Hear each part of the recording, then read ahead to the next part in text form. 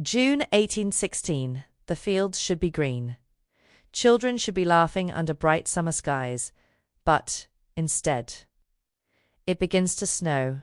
The wind bites like November. And the harvest? Gone! Across New England! Farmers stare in disbelief as their crops wither beneath frostbitten soil in Europe. Lakes freeze in July. The skies, once blue, turn an ashen grey, dimming the world like a dying candle from the rice paddies of China to the mountains of Switzerland. The sun simply vanishes. No plague, no warning, just silence.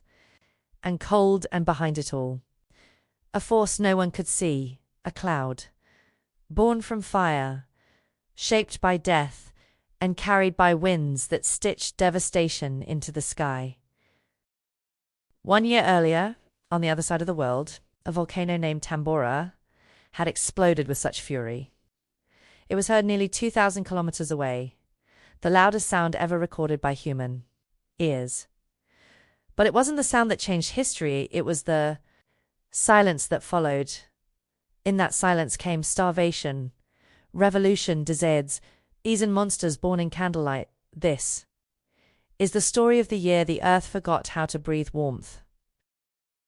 The year humanity was forced to confront how fragile our place truly is beneath the sky. So ask yourself, what happens when the world's furnace turns off? What happens when the summer never comes? It began with a low, rumbling sound. Then the earth cracked open. April 5th, 1815, Sumbawa Island, Indonesia. Villagers near the foot of Mount Tambora looked up at the mountain that had long stood silent and saw it breathing fire. But they didn't know it yet. They were about to witness the most powerful volcanic eruption in recorded human history. More powerful than Krakatoa, stronger than Vesuvius. A blast so violent it tore the top off a mountain, reducing a 14,000-foot peak into a smoldering caldera nearly 4,000 feet deep. The explosion was heard over 2,000 kilometers away, as far as Sumatra, to those who heard it. It sounded like cannon fire from a war they didn't know they were part of. The sky didn't just darken, it disappeared. Ash soared over 40 kilometers into the stratosphere, higher than Mount Everest. Molten rock rained down in waves. Tsunamis surged across island chains. Entire village isn't ire. Cultures erased in a matter of hours. Witnesses described the night as 3 days of pitch blackness, and when the ash began to fall, it didn't stop. Homes collapsed under the weight. Fields turned grey. Wells filled with poison. Tens of thousands died in the immediate blast, but even more would starve in the months to come. Estimates vary, but by the time the smoke cleared, over 100,000 lives were lost. But this isn't just the story of one island, because what happened next was invisible and it changed the world. The ash didn't stay in Indonesia. Carried by powerful jet streams, microscopic particles of sulfur dioxide began to drift high into the stratosphere, above weather systems, beyond borders. Untouched by rain, a veil of volcanic dust spread silently across the global scene, but unstoppable. The sun grew dimmer, skies turned from blue to copper. And as this death shroud circled the earth, it began to twist the climate itself. But no one knew. In Europe, in China, in America, people just looked up and wondered why the sky was broken. The ash reached places Tambora never knew existed. It rode the winds like a ghost, invisible, untouchable, and utterly merciless. A fine veil of sulfur and dust spread across the upper atmosphere, and the earth's skies changed forever. The sun became a stranger, blood red at dawn, bruised and sickly at noon. Gone too soon by dusk. In cities across Europe, artists painted sunsets with violent oranges and purples, not knowing they were capturing the fingerprints of a distant apocalypse. But this wasn't just a painting. It was the beginning of a global collapse. The ash acted like a mirror, bouncing sunlight back into space. Less light meant less heat. Less heat meant the world began to freeze.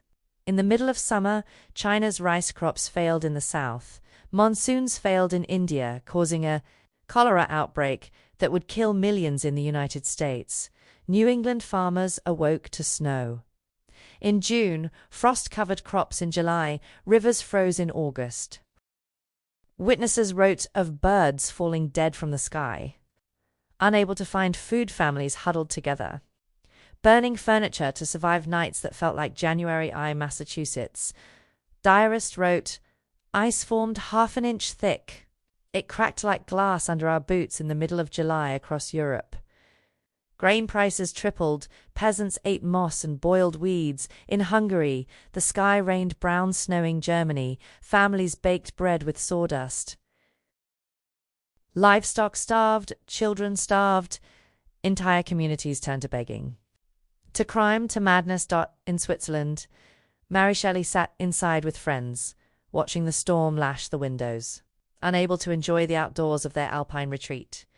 And it was there, under an angry sky, with thunder rolling like cannon fire, that she began writing Frankenstein, a monster born of science and death. Fitting, perhaps, for a summer that never came, but this was just the beginning. Because when the earth changes its rhythm, humanity stumbles, and what followed next wasn't just colder weather, it was desperation. It was famine, and it was war. It wasn't just strange weather anymore, it was survival by the end of 1816.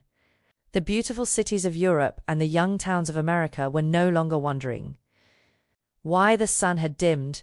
They were wondering if they would live to see it again. In France, bread cost 6 times what it had the year before. In Switzerland, crops refused to grow even in the lowlands. In Germany, a mother fed her children soup made from boiled straw. And in Ireland, the rains came and never left the soil, already poor, became a rotting grave for the potato crop. Fungus thrived in the damp. Families dug into the earth for food and found only Black Mushin, a village near Galway. An entire parish starved. No warning, no help, no future across the Atlantic.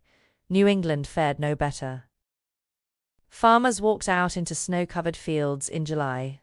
They stood in silence as corn froze solid. They buried seeds instead of harvesting FEMA. Man in Vermont wrote in his journal, "My youngest, Henry, cries with hunger. My wife weeps when she thinks I do not see we have no meat. No flour, just hope, and it is thin. Hope thinned everywhere in Germany." People roasted rats and ate the bark from trees in Hungary. They ground bones to stretch their flour. In cities across England, mobs stormed bakeries, smashing windows just to steal crumbs. And then came the children. They were left at orphanages, sometimes found on doorsteps, cold and silent, parents unable to feed them. Some were sold, others simply vanished, the streets filled with beggars, and then with corpses. Funeral bells rang so often, they became background noise. Entire villages in the Alps packed up and left, abandoning ancestral homes. Some traveled to France, others tried America, a few simply vanished into the mountains, hoping to outrun death. The starving turned on one another in Austria and Saxony. Fights broke out over rotten bread in Geneva. A cart carrying grain was overturned and looted in minutes, and underneath it all, something deeper was beginning to stir. Whispers of rebellion, discontent, class resentment. What good was royalty when they could not stop the snow? What use were laws when your child was dying? The starving had nothing left to lose, and in history, that is always a dangerous thing. It was supposed to be summer, but on the shores of Lake Geneva, Switzerland, in the year 1816, the sun forgot to rise, storms rolled in like morning veils, thunder groaned across the Alps, and a group of young aristocrats, trapped by the cold, gathered in a candlelit villa known as Villa Diodatia. Among them were the infamous poet Lord Byron, the dreamer Percy Bysshe Shelley, and a quiet, sharp-eyed 18-year-old girl named Mary Wollstonecraft Godwin, soon to be Mary Shelley. The rain did not stop. Daylight was a grey illusion outside. Dead crops, flooded roads, The end of the world inside, stories, dread, imagination, and something darker, Lord Byron. Ever the provocateur, challenged them all. Let us each write a ghost story. The candles flickered, the wind howled through broken shutters, and Mary listened. She listened to tales of science, of galvanism, electricity, the power to reanimate flesh. She listened to the screams of starving peasants outside the villa gates. She listened to the silence of a sky that no longer held the sun, and in that silence, something was born, a nightmare creature, a warning Frankenstein, not just a horror story, not just a monster, but a reflection of the world unraveling outside her window. A world where nature had turned hostile, and humanity, grasping at knowledge, became its own worst enemy. Historians would later call 1816 the year without a summer, but it was also the year the Gothic rose from the grave, in the darkness of climate chaos. New fears took shape, fears of science outpacing morality, of man creating what he could not control, of nature's fury being mirrored in the madness of Shelley's monster wasn't born in a Libet, was born in a world where the skies had turned against us. And maybe that's the most terrifying truth of all. That real horror doesn't need fiction sometimes, it just needs a volcano. And a long, cold summer, when people are hungry, they pray. When they starve, they riot. By the winter of 1816, across Europe, the whispers of despair had turned into a roar of rebellion. The skies had stayed dark, the ground had given nothing, and the hope of spring. Dead in England, bread prices tripled, factories shuttered, children wandered barefoot in the streets, begging for crusts. In the textile towns of East Anglia, desperate men smashed looms and set fire to warehouses. The bread or blood. Riots spilled through the countryside, men waving pitchforks. Women screaming outside bakeries with empty baskets in Germany. Once prosperous farmers watched their fields drown or dry to dust. Livestock starved. Entire villages packed their belongings and vanished, joining the tide of migration that flowed westward. And in France, the scars of the revolution had barely healed. Now they cracked open again, the starving poor, many of them veterans or widows of Napoleon's wars, stormed grain markets and looted storehouses. In Switzerland, once a bastion of calm, civic order, buckled under the weight of hunger. A real letter, dated 1816. From a peasant mother in Alsace: my children eat boiled grass. My husband has not spoken in days. We no longer sleep. We listen only for the sound of soldiers or wolves. Governments panicked. England passed the Corn Laws, making grain imports even more expensive. In Prussia, police were ordered to monitor taverns and churches, anywhere dissent could ignite, but hunger doesn't obey laws. This wasn't just economic collapse, it was societal breakdown. People who once believed in order and monarchy now questioned everything food became. Currency class became a battlefield, and silence became suspicion. In the ashes of lost harvests, new ideologies took root. Socialism, nationalism, revolution historians rarely mention. Mount Tambora when tracing the causes of 19th century unrest, but behind the flags, behind the mobs, behind the barricades, was an invisible, cloud, cold, dark globe. It wasn't just the crops that failed, it was the social contract itself, and from that collapse, modern Europe began to stir. Some disasters vanish with the headlines, others settle in the bones. By the end of 1816, the ash from Mount Tambora had circled the globe, but its residue wouldn't just cling to rooftops or crops, it would find its way into something far more fragile, the bodies of the living across continents. The damage ran deeper than empty bellies. Malnutrition became the silent thief mothers gave birth to. Children with sunken eyes and fragile lungs, infants who survived were prone to disease. Entire generations bore the imprint of stunted growth, weakened immune systems, and chronic illness. In India, the monsoon failed, wells dried, crops died, and in the wake of famine came something far more deadly. Cholera swept through Bengal in 1817. Just a year after the skies had turned cold, it moved with terrifying speed through water, ships, and silent sea, eventually becoming one of the deadliest pandemics in human history. Was this the direct child of Tambora? Scientists debate, but timelines whisper what textbooks ignore: an altered climate. Collapsing sanitation, malnourished bodies all created the perfect storm. The ash may have fallen in 1815, but its ghosts kept walking. Quote from a doctor in the 1820s. We do not fight a disease, we fight the aftermath of hunger. And what of memory? The poor did not leave behind memoirs. The starving had no parchment for their pain, but their legacies still lingers in the widened graves, in the missing branches of family trees, and in the unspeakable quiet passed down like a secret. Some years live in history, others, like 1816, live in inheritance, a season so cold.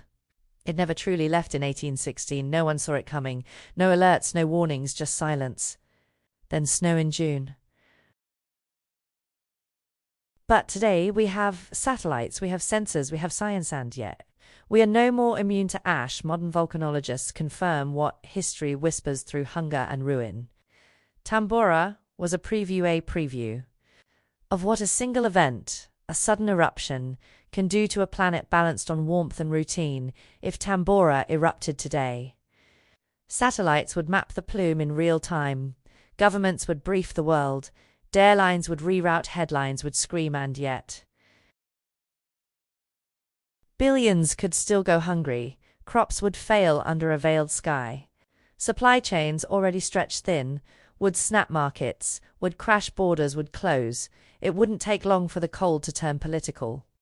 Tambora is not just a footnote, it's a warning written in smoke. Scientists now compare it to modern threats: a supervolcano eruption, a nuclear winter runaway, climate change, or could paint the sky the same grey ole, could rewrite civilization in a single season. The year without a summer was a test. Humanity barely passed. So ask yourself, if the skies darkened tomorrow, would we survive the next one? It began with a sound, the loudest explosion in recorded history, but what followed was not noise. It was silence. The silence of wilted crops, the silence of mothers burying infants, the silence of a sunless sky that refused to warm the earth. Mount Tambora did not just erupt, it erased summers. It scattered ash across the stratosphere like ink spilled over history, blotting out seasons, distorting time, warping dreams into nightmares. But from that shadow came creation, a monster stitched together by candlelight, a poem written with frozen hands, revolutions whispered through hollowed street. Suffering did not just take it, transformed still. The cost remains, the starving children whose names history never kept, the famines that sculpted entire bloodlines. The madness birthed in cold rooms and colder hearts, and all of it, from one mountain's breath, one explosion, erased summers, created monsters, and rewrote destinies. It showed us just how thin the veil of normalcy really is, how fragile our place under this burning star. And the end. It took just one volcano to show the world how little light we truly need to descend into darkness. This is the story of the year without a summer.